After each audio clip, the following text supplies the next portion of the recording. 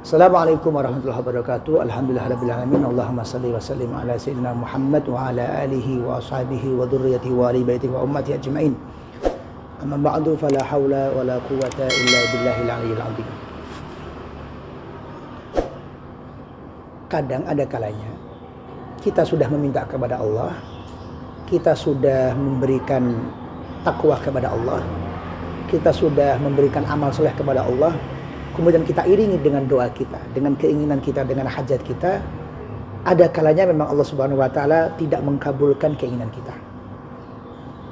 Dan itu dibutuhkan sebuah kesadaran, dibutuhkan sebuah ketenangan hati, dibutuhkan sebuah kelonggaran jiwa untuk menerima hal tersebut. Ini yang sulit. Ini yang sulit. Memang ada kalanya Allah Subhanahu wa taala itu memberi kepada kita, dijawab doanya iya. Tapi kemudian apakah diberi kepada kita sesuai dengan apa yang kita minta, itu misteri dari Allah Subhanahu wa taala. Dan dibutuhkan pemikiran yang luas untuk memahami bahwa rezeki itu bukan cuma apa yang kita minta. Saya minta mobil, saya sudah doa, berarti Allah nggak memberi mobil, berarti Allah tidak memberi kepada saya, tidak mengabulkan doa saya. Tidak seperti itu jalan berpikirnya. Karena kata Allah Subhanahu wa taala, wa yarzuqhu min haitsu la yahtasib. Orang yang sudah bertakwa, orang yang sudah menjalankan syariatnya Allah, kata Allah, rizkinya itu la yahtasib, dari sesuatu yang tidak diduga-duga. Kita bayangannya, oh usaha saya ternak ayam misalnya, atau ternak lele, atau usaha tani dan lain sebagainya. Kita mikir rizki Allah dititipkan lewat pertanian kita, dititipkan lewat ayam kita, dititipkan lewat lele yang kita pelihara. Pikiran kita begitu. Sambil terus kita minta berdoa, ya Allah besarkanlah peternakan ayam saya, ya Allah besarkanlah peternakan lele saya, ya Allah besarkanlah ini saya. Itu pikiran kita. Dengan kita melamar pekerjaan, kemudian kita anggap ini rezeki Allah pasti dari perusahaan ini perusahaan besar, ini perusahaan negara, ini perusahaan begini, pasti dari sini rezeki saya. Belum tentu. Allah Subhanahu wa taala kalau sudah kepada orang yang takwa, itu sama Allah ditahan dulu, ditahan. Nanti di ujungnya diberikan pol besar oleh Allah Subhanahu wa taala. Diibaratkan oleh para ulama, itu sama seperti kita ada orang yang mengamen. Kita didatangi orang yang mengamen, jika itu suaranya jelek, jika itu nyanyian lagu yang tidak kita suka, maka akan segera kita kasih uang. Tujuannya apa? Bendang lungo pengamene. Sorone elek, lagune orang genah, nyanyine ora sopan. Gedor-gedor. Wes kono ndang tak kei duit ndang lunga kono. Berbeda halnya jika kita didatangi oleh pengamen yang lagunya kita suka, yang nyanyinya bagus, yang dia bermusiknya bagus, suaranya indah, maka kita tunda, belum diberikan. Kenapa? Biar lebih lama nyanyinya. Ayo nyanyi terus, aku suka ini. Nyanyi terus, ayo nyanyi terus. Di akhir yang awal mulanya mau kita berikan 1.000, bisa jadi kita ambil uang 10.000, kita berikan nih hadiah untuk kamu. Mungkin kita seperti Allah juga begitu. Jika kita sudah bertakwa, jika kita sudah memberikan apapun yang disuka oleh Allah, apapun yang diperintahkan oleh Allah, yang tidak disuka oleh Allah, kita tinggalkan semuanya. Bisa jadi Allah ingin mendengar nyanyian kita. Ini nyanyian hambaku ini luar biasa. Ayo nyanyi. Ayo minta terus oleh Allah. Sehingga oleh Allah permintaan kita tidak diberikan, sama seperti pengamen tadi. Pengamen tadi mintanya mungkin cuma 1.000. Tapi tidak kita beri 1.000, tapi kita beri 10.000, lebih dari apa yang dia minta. Mungkin kita cuma minta, ya Allah saya pengen diterima kerja di sini.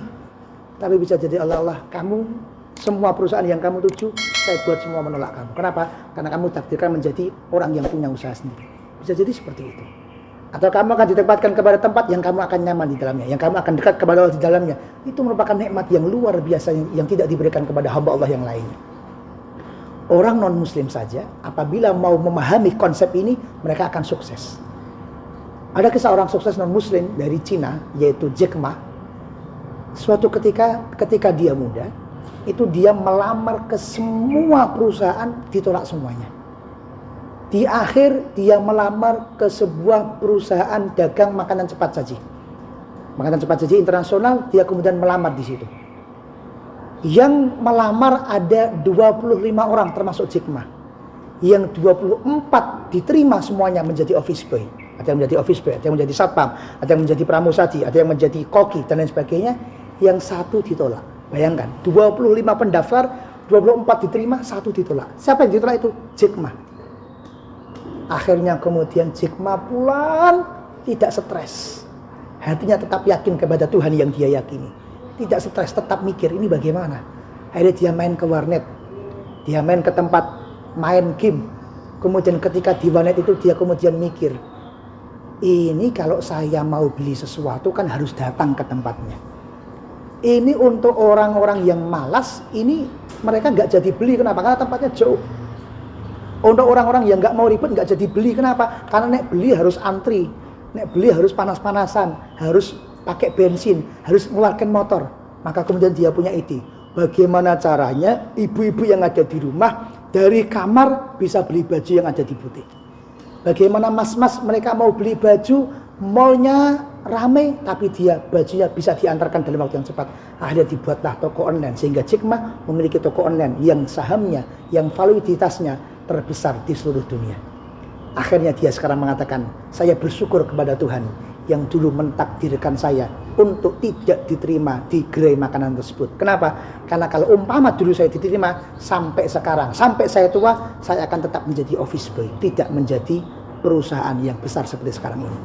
Mungkin itu juga terjadi pada diri kita, yang pada ini Allah Subhanahu wa Ta'ala mungkin saja menahan apapun yang kita minta, untuk nanti di endingnya akan diberikan hal-hal yang surprise, hal-hal yang luar biasa. Seperti kalau panjenengan punya teman, itu kemudian diberikan prank, diberikan kejutan, diberikan sesuatu yang menangis dulu, tapi nanti di endingnya akan diberikan sesuatu yang membuat dia sangat senang sekali. Kemungkinan yang kedua, Allah Subhanahu wa Ta'ala itu sudah menguji kepada kita, kemudian Allah Subhanahu wa Ta'ala menguji lagi kepada kita.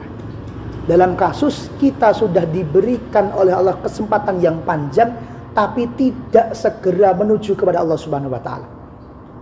Kita ini setiap sehari 5 kali sudah diingatkan, kalian kalau mau keberuntungan, kalau mau kesuksesan, ibadahnya jangan ditinggalkan. Setiap hari minimal 5 kali telinga kita diingatkan oleh Allah Subhanahu wa Ta'ala dengan lafaz hayya 'alas shalah, hayya 'alal falah. Coba teman-teman cek, antara hayya 'alas shalah dengan hayya 'alal falah, lebih dulu yang mana? Lebih dulu hayya 'alas shalah, baru hayya 'alal falah. Artinya kalau jenengan mau mendapatkan falah, mau mendapatkan keberuntungan, mau mendapatkan kesuksesan, mau mendapatkan solusi, hayya 'alas shalah dulu. Salatmu diberesi, syariatmu diberesi, ilmumu diberesi, kaitanmu dengan Allah diberesi, kaitanmu dengan agama diberesi, baru akan diberikan falah Allah Subhanahu wa Ta'ala. Ini tiap 5 kali sehari kita sudah diingatkan. Masjid sudah dibuka, adzan sudah dikumandangkan, fasilitas sudah disiapkan oleh Allah Subhanahu wa Ta'ala.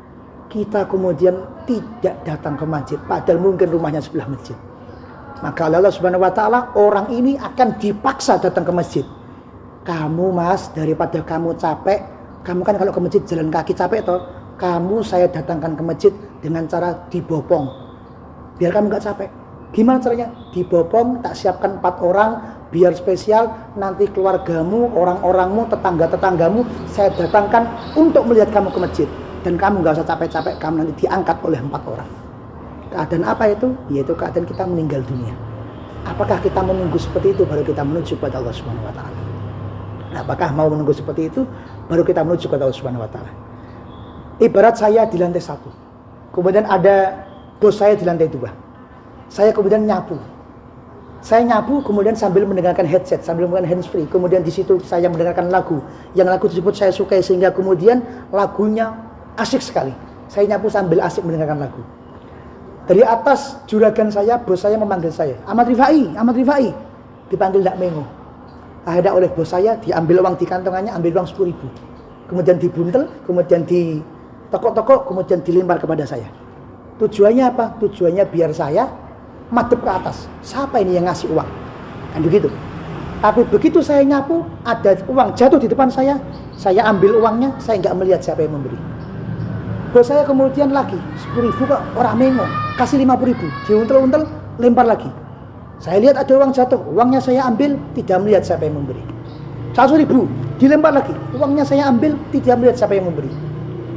Bos saya yang di atas tanya, ini saya kasih uang kok nggak mengo ke atas, kok nggak lihat siapa yang ngasih.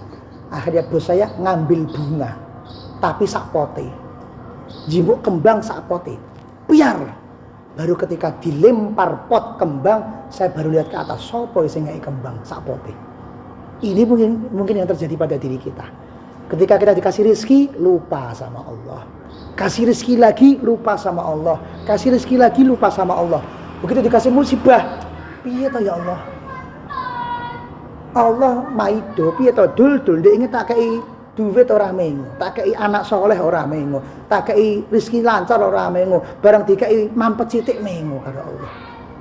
Ayo kita introspeksi diri, takwa tetap jalan terus sambil kemudian tetap berhusnudzon kepada Allah Subhanahu wa taala, karena bisa jadi Allah Subhanahu wa taala menyiapkan sesuatu yang luar biasa kepada kita. Assalamualaikum warahmatullahi wabarakatuh.